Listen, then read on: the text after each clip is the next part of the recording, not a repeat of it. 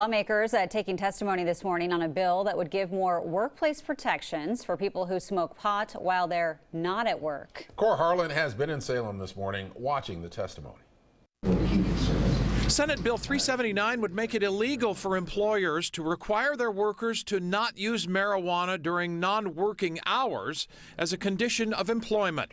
That amounts to lowering the bar when it comes to workplace safety, according to Rich Angstrom of the Oregon Concrete and Aggregate Producers Association of Oregon.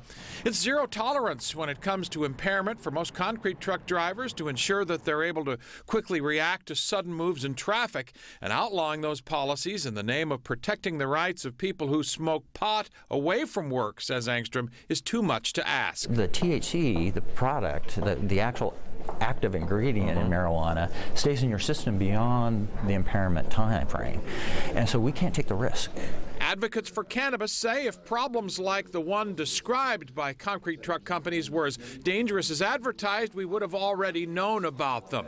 They also say that cannabis use is similar in many ways to having a drink or a couple of beers away from work.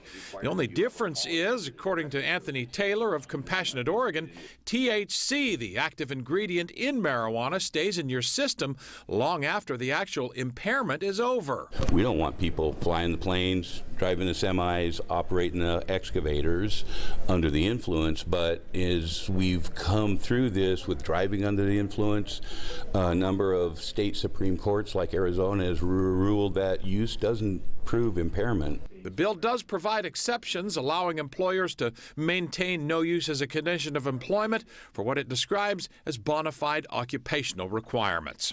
In Salem, Cor Harlan, KOIN 6 News.